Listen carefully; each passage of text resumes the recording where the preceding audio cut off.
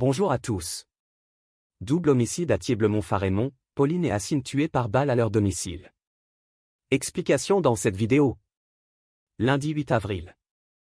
Il est près de 16 h dans la Marne lorsque Joëlle Szterbicki s'engage en voiture dans la rue du Château d'Eau, à Thiéble-Montpharémont. Elle parcourt quelques dizaines de mètres sur le chemin de terre désert et s'arrête devant le numéro 4. Une vaste villa moderne dont le portail est grand ouvert. C'est là, à la limite des champs, qu'habitent sa fille Pauline et son compagnon, Hassine. Vu de l'extérieur, tout semble normal. La Peugeot du couple est garée à sa place habituelle. Pourtant, c'est avec appréhension que Joëlle s'engage dans l'allée gravillonnée. Voilà 2 jours qu'elle essaie de les joindre, sans succès. Pauline, qui vient d'avoir un enfant, ne répond même plus aux SMS, alors que d'habitude elle appelle tous les jours. Que se passe-t-il? La porte n'est pas verrouillée. En pénétrant dans le pavillon, Joëlle est accueillie par un silence oppressant, hostile. Elle jette un œil dans le salon et dans la cuisine.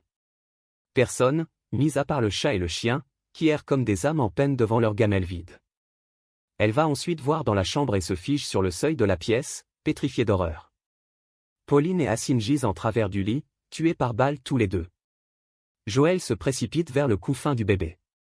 Par miracle, le petit Nolian, 7 mois, a été épargné.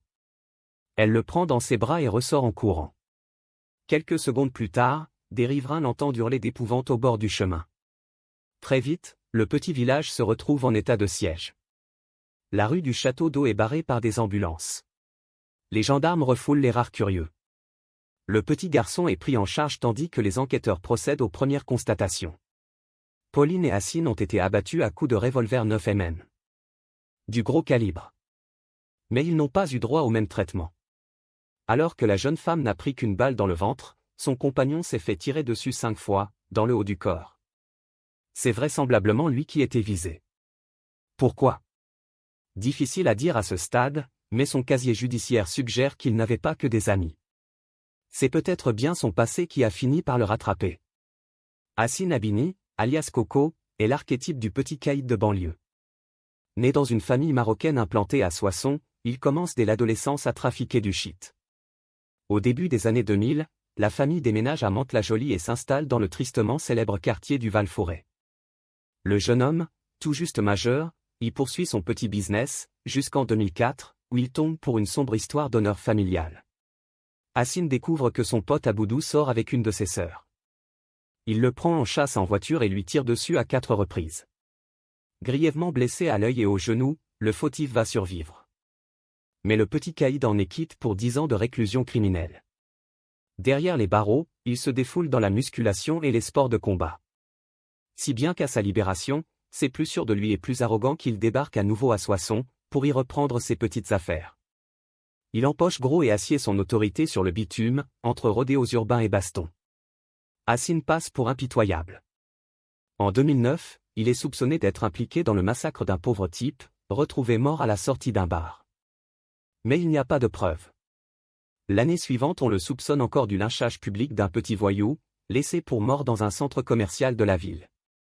Mais pas de preuves là non plus. Le dealer, de plus en plus prospère, investit pour son avenir. Il s'offre une sorte de manoir à la campagne, avec piscine couverte, et se met en couple. Par volonté de se ranger ou juste pour la façade, il devient grand frère référent dans un centre social. Mais peu de temps après, il est arrêté pour conduite en état d'ivresse. Le contrôle se passe mal. Il traite les flics de connards. Au tribunal correctionnel, il explose contre le procureur, qui requiert 6 mois de prison contre lui. Et après, je fais quoi? S'emporte le prévenu. Je retourne à mon ancienne activité de voyou? Franchement, je suis choqué. Le juge entend l'argument. Ce sera du sursis. Mais Hassine Abini perd au vol son job d'animateur. C'est là qu'il quitte sa dernière femme et fait la connaissance de Pauline Szterbicki, on ignore comment. La jolie brune aux yeux clairs a 12 ans de moins que lui. Il en tomberait dingue. Pauline a grandi à Villiers-sur-Leu, en Haute-Marne, où sa mère dirige un club de danse réputé, le Dynamic Dance. La jeune femme a chopé le virus et enseigne elle-même occasionnellement le modern jazz. Très éprise de son bad boy, elle lui écrit. Je t'aime d'un amour éternel.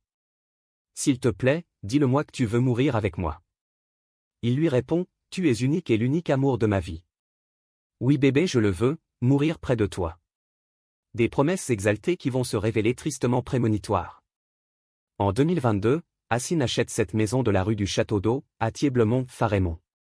Il s'agit d'une sorte de villa hollywoodienne avec 9 pièces, un grand terrain et une piscine à l'arrière. Le couple adopte un chat puis un chien, un King Charles.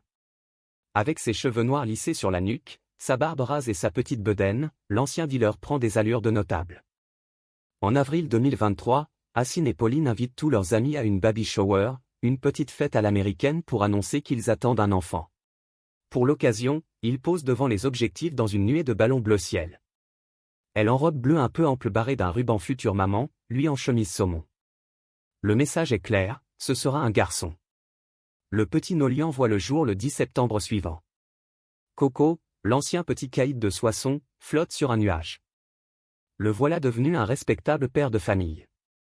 Mais peut-on vraiment parler de rédemption? Un de ses amis intimes n'y croit pas plus que ça. Pour lui, si Hassine a choisi de s'installer à Thiéblemont-Farémont, ce n'est pas par goût de la campagne ou pour faire plaisir à sa chérie, originaire du coin. Il fuit. Il est venu dans ce patelin paumé pour se faire oublier, assure ce proche. Mais il n'a jamais arrêté le trafic de drogue. Ça lui rapportait trop. Des centaines de milliers, peut-être des millions d'euros. Il puait l'argent, comme on dit chez nous. Mais il préférait contrôler son réseau à distance, assis dans son canapé. Sans doute le jeune papa espère-t-il aussi se mettre à l'abri des coups bas de ses ennemis et ou concurrents. Je ne sais pas s'il avait reçu des menaces, mais il était constamment sur ses gardes, poursuit le même ami.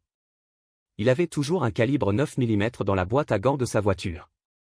Et il savait s'en servir? De fait, la découverte du couple froidement abattu dans son lit, ce 8 avril dernier, semble signer un règlement de compte. Un témoin se dit persuadé que c'était Hassine qui était visé. J'en suis convaincu à 99%, insiste-t-il. Il avait un contrat sur la tête. Des tueurs sont venus spécialement, ils l'ont exécuté en pleine nuit, dans son sommeil, sans lui laisser le temps de se défendre. L'autopsie a depuis en partie étayé ce scénario, en situant l'attaque dans la nuit de dimanche au lundi. Pauline n'aurait eu qu'un tort, se trouver au mauvais endroit, au mauvais moment. Peut-être ne connaissait-elle même pas les activités de son compagnon. Je sais qu'elle n'avait rien à voir avec tout ça, se désole le témoin. Elle ne méritait pas de mourir ainsi. Mais pour Hassine, c'est différent. Ça me met la haine, mais ça ne m'étonne pas. Ça devait finir comme ça. Depuis sa mort, j'ai reçu beaucoup d'appels. C'est triste à dire, mais beaucoup de personnes s'en réjouissent. Les gendarmes aussi pencheraient pour l'hypothèse d'un règlement de compte entre dealers avec victimes collatérales. On peut même en compter 2. Il ne faut pas oublier non plus que le double homicide laisse un orphelin, le petit Nolian. Beaucoup trop jeune pour seulement comprendre ce qui lui arrive. Une marche blanche a été organisée à Villiers-en-Lieu en mémoire de sa maman, sans doute rattrapée par un passé qui ne la concernait pas. Merci d'avoir regardé, n'hésitez pas à partager la vidéo avec vos amis et à vous abonner à notre chaîne pour ne manquer aucune de nos futures vidéos.